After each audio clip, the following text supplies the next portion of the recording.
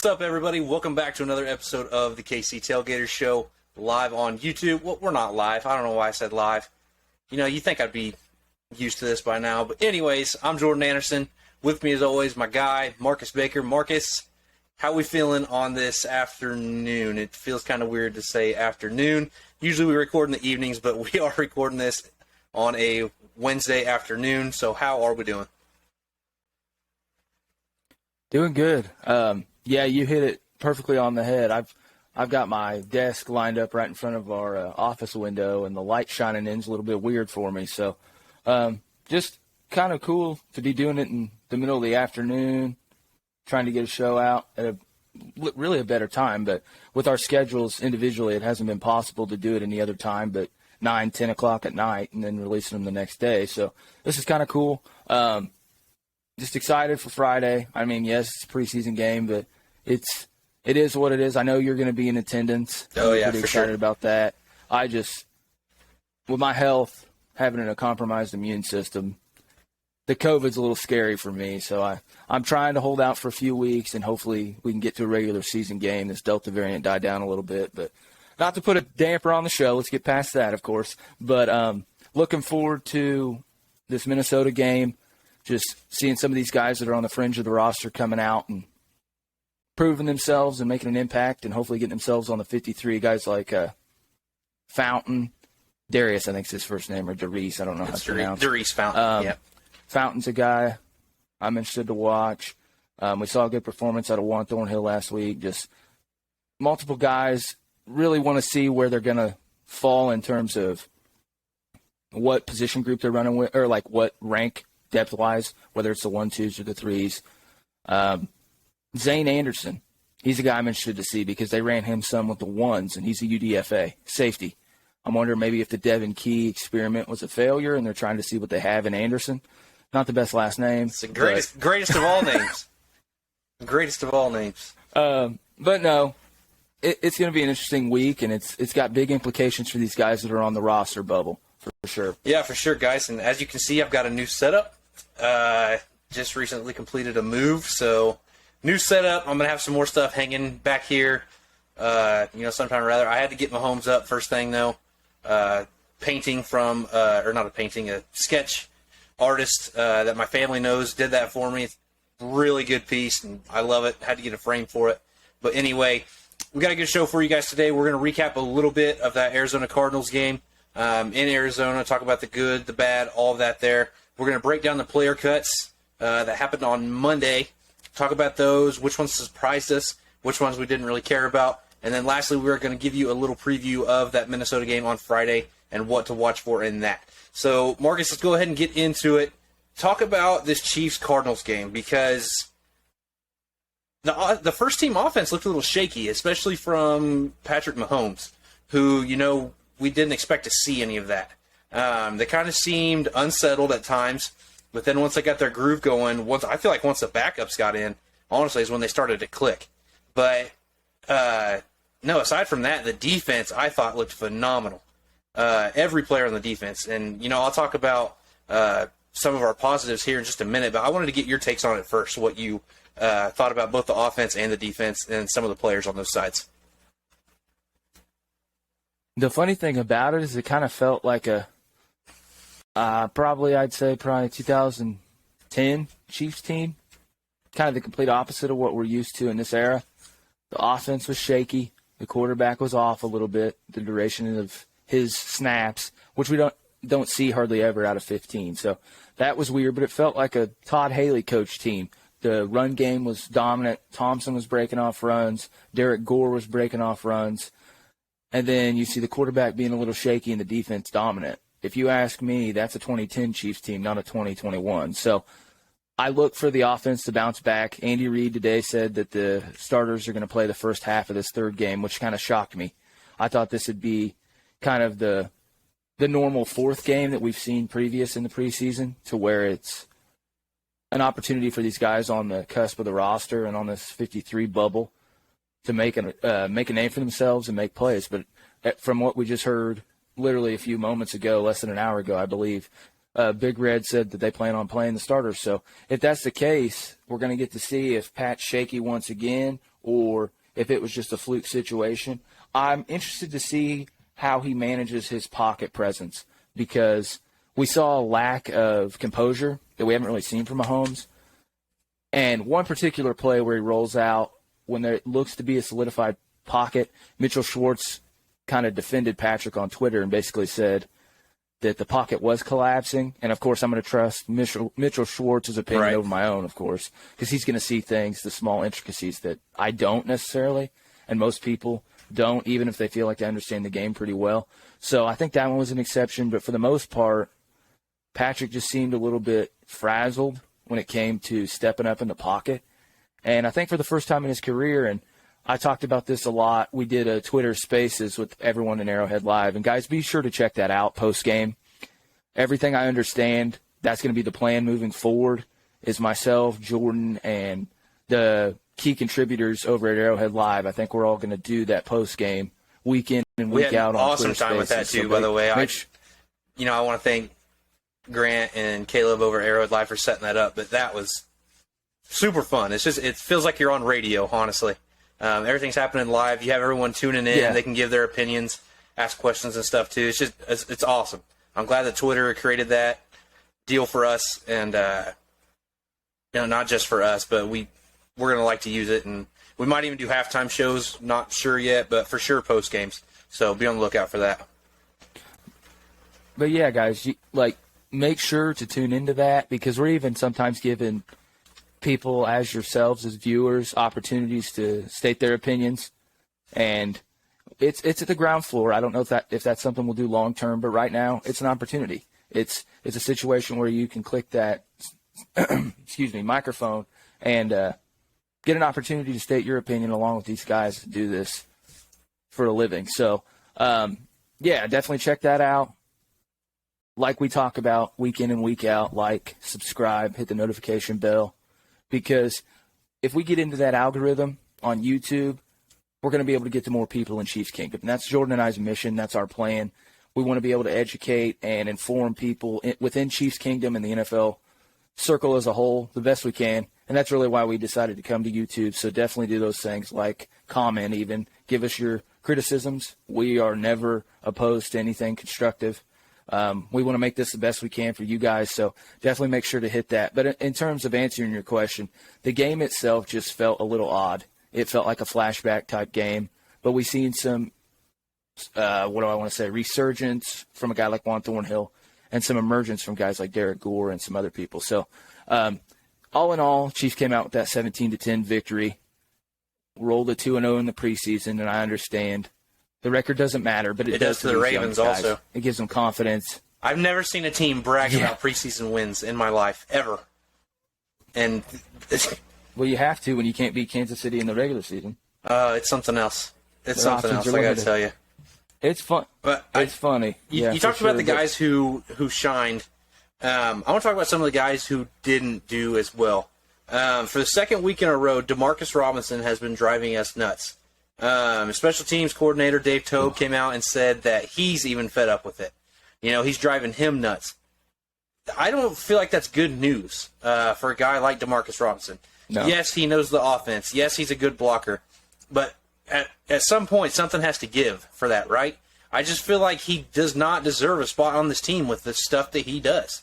It's not that he's a bad character guy or anything like that, but as a football player, I feel like he is below a lot of these guys that, a lot of people consider 5th, 6th, maybe the 7th man on that, like Darius Fountain, Marcus Kemp, Byron Pringle have all outplayed him in every single aspect of the game, returning, their play acknowledgement, their football IQ as far as getting upfield. I swear I saw Demarcus Robinson on a play catch a little short route, did not move for a solid 5 seconds and let the guy just tackle him. Did not move at all. And I don't understand that. Honestly, that's really the only guy that bothered me, to be honest. Even Ben Neiman, of all people, had decent coverage on a play that I highlighted on Twitter. I know a lot of people commented they were shocked to see that I was giving him a compliment, but man, Demarcus Robinson just drove me insane. You can't take good Ben Neiman plays for granted because they're few and far between. So you got to envelop yourself in them when it happens, because it's only going to happen a handful of times this season. The mistakes are abundant, though. That's just a fact. But Nick Bolton kind of worried me a little I agree. bit. He looked slow. He looked sluggish. He looked slow to react to plays. And I don't know if he's dealing with something, whether he's banged up or what it is.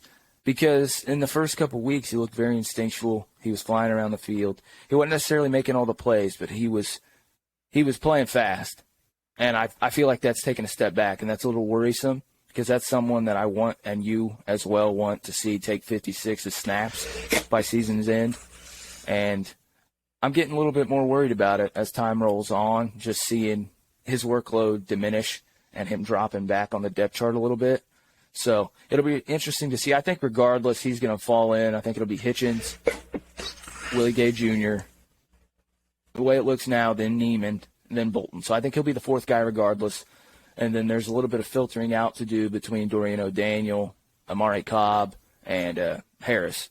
So I don't know if it's Darius or Damone Harris. I can't remember which one's the linebacker. Okay. But regardless, I think Cobb's shown some things. Dorian O'Daniel provides a lot of value on special teams, and we know how Dave Tobe is with the special teams guys. For the most part, though, I think that group as a whole is going to be more talented than we've seen recently. And best case scenario, and it drove me nuts last week because I don't understand Ben Neiman being the third down linebacker.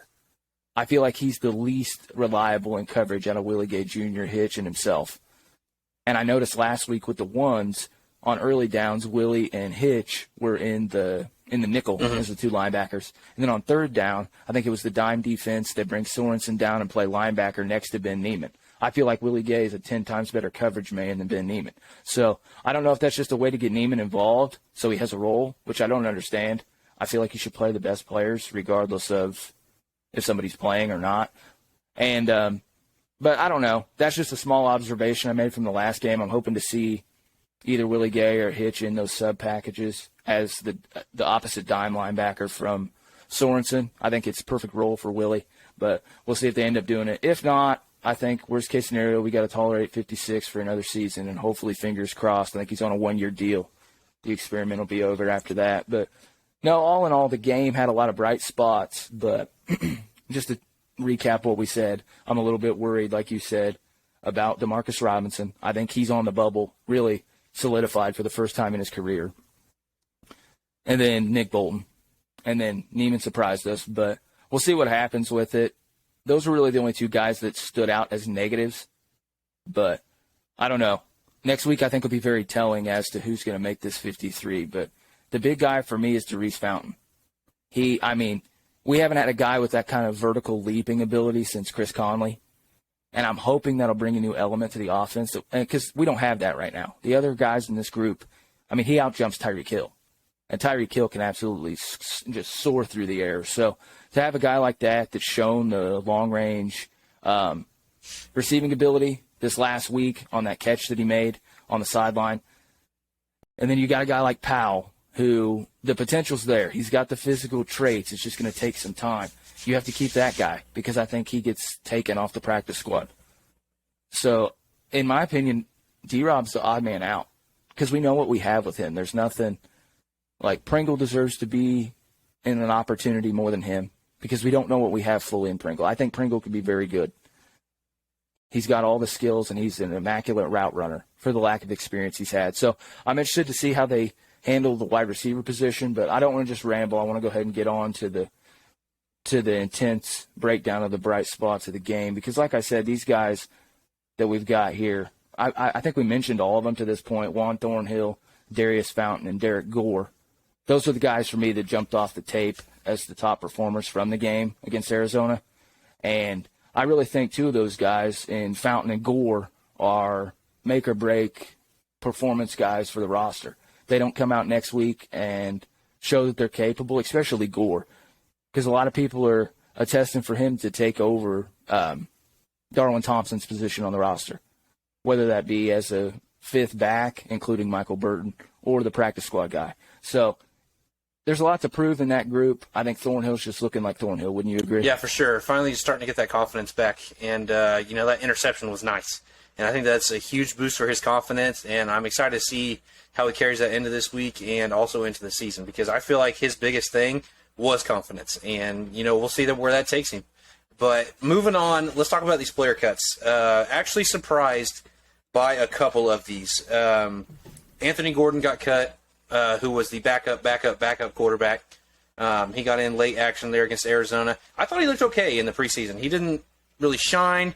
He didn't really do anything terrible. But let him go because I think you're going to have Shane Buechele as your practice squad quarterback, who I'm completely fine with, by the way. He's played great in the couple preseason games that we've had on leading drives. They also released linebacker Riley Cole.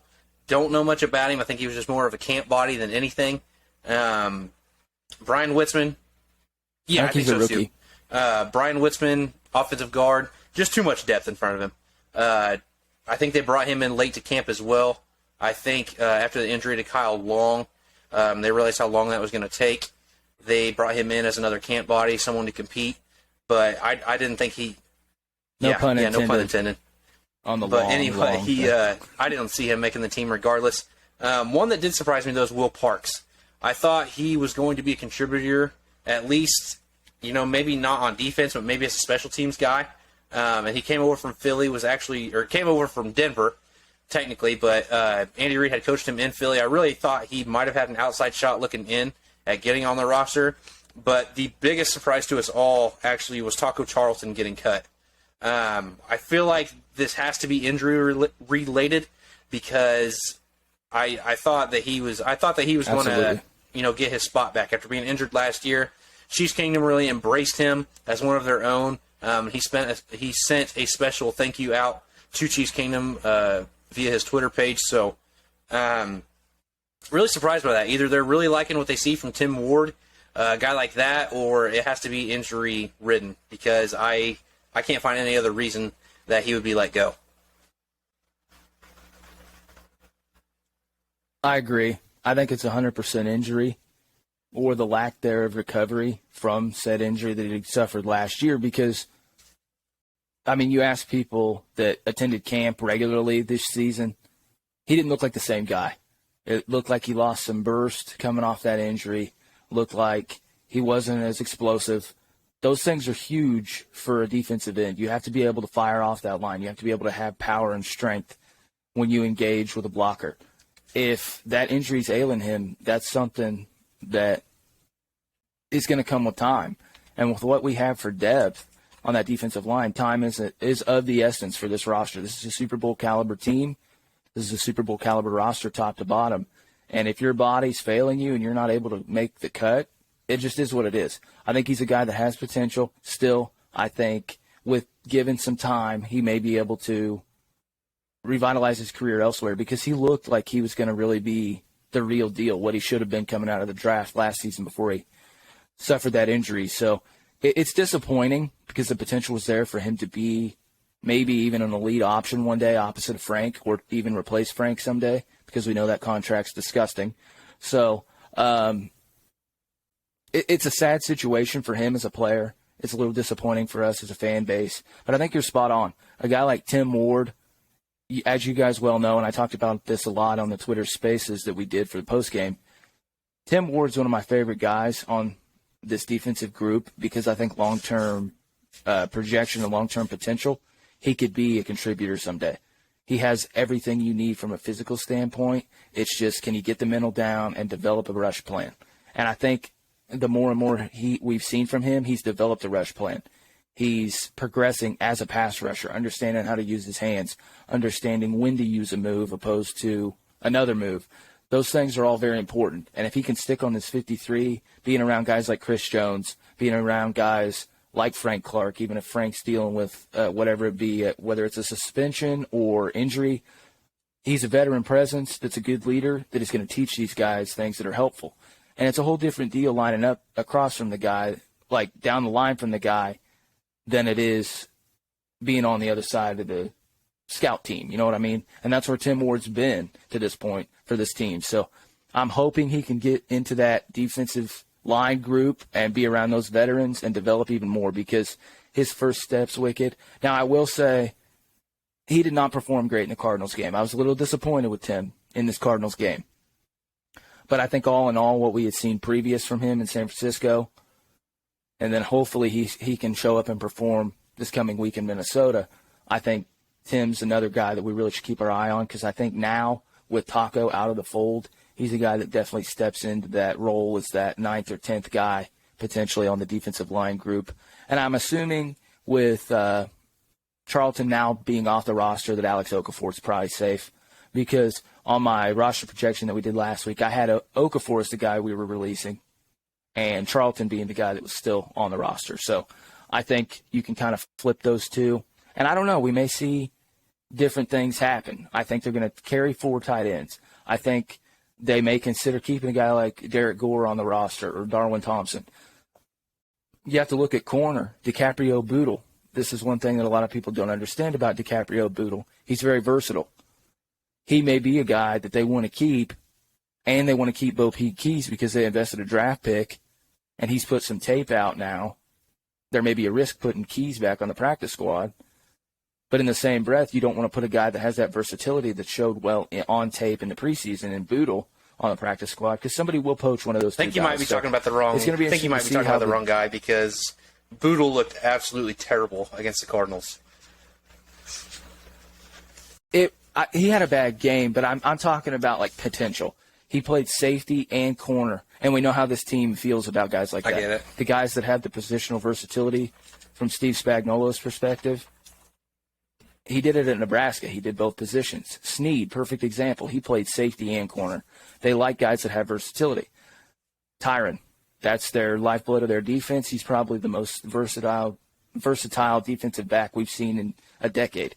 So a guy with those skills that has long-term potential may be more, enticing for the coaching staff than a guy like Bo Peep Keys. But they may want to keep both. So situations like that make the offensive line and defensive line roster projections very kind of muddy, because you don't know what they're going to do number-wise. It could be 9, it could be 11, it could be 10. You don't know. So I don't know necessarily what's going to happen, but there's options. We know this team's going to make the right choice.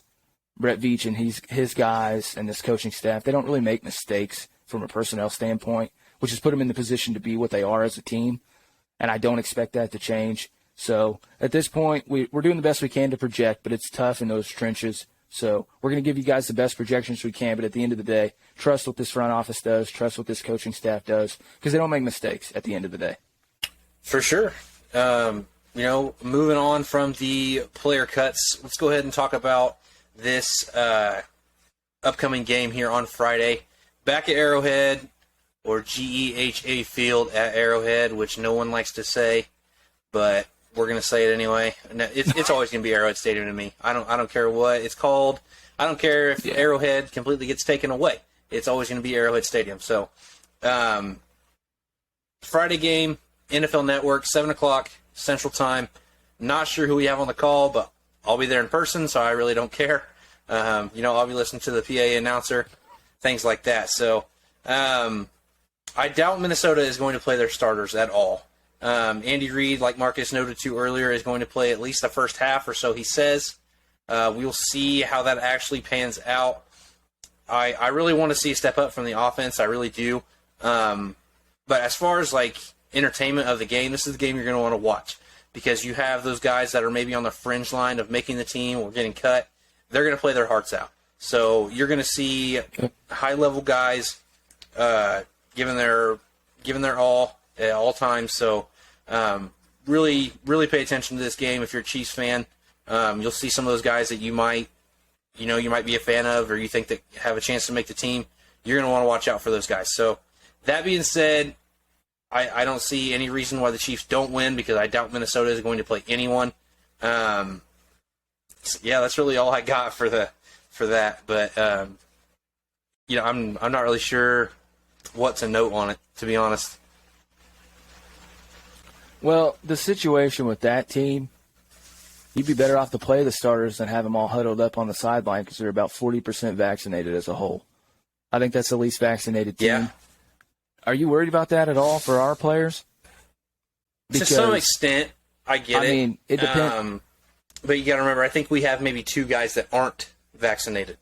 So, yeah. I honestly hope and I feel like we'll be okay.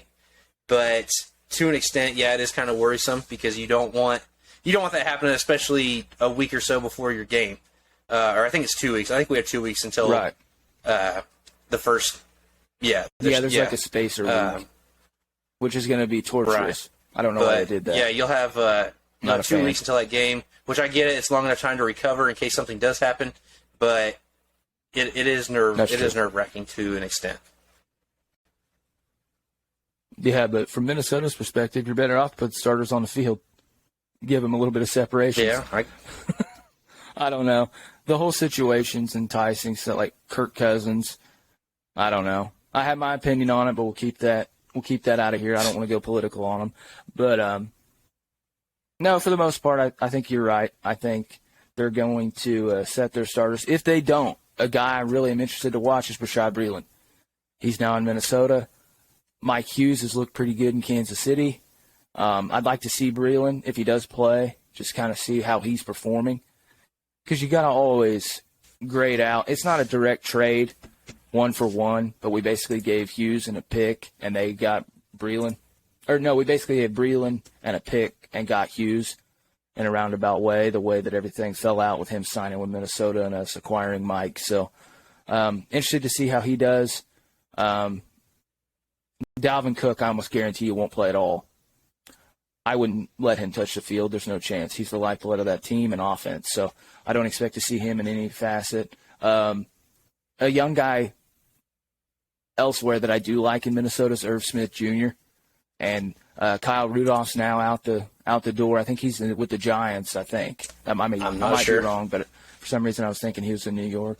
But, yeah, Rudolph is no more there in Minnesota, and Irv Smith Jr. is a guy that has a lot of potential. So if they do play their starters, I'll be excited to watch him as well on the offensive side of the ball. But for the most part, I expect the Chiefs to kind of calibrate their lineup considering what Minnesota does. I think if Minnesota runs out their starters, we may see the starters for a half.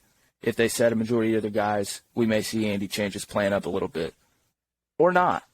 If it's me, I start our backups regardless, even if they play their starters, because I think the best way to see what you have in youth guys is put them against real competition. Put them against those ones in a game that doesn't have any bearing on your season's success and see how they perform. Because nobody's going to pull out mistakes or flaws in a player better than the elite competition on the opposite side. So, I don't know. I don't want Patrick to play at all. I really don't. Because he was evading the pocket a lot. You don't know what can happen in those situations. One thing we didn't touch on, though, about the last game, the offensive line was dominant again. You could have drove a Zamboni through some of the holes that they created in that Arizona game. I wouldn't be opposed to the offensive line starting, just the offensive line with Chad Henne and the backup weapons, because I think another week of continuity, another week of just experience together could be beneficial. And I really think it'd help us win a game, too, if they care about that. I don't think they do, but it looked good last week, and I think it looked good again this week. So fingers crossed, 15's on the bench, and starting offensive line is on the field. I'd be perfectly okay with that. Remains to be seen. We will find out Friday, 7 o'clock Central Time on NFL Network. That is at Arrowhead Stadium. I'm not going to call it the other name. So, anyway, that does it for us here on the KC Tailgater Show, guys. I'm Jordan Anderson. With me, as always, my guy Marcus Baker. Be sure to go hit that YouTube bell, ding ding.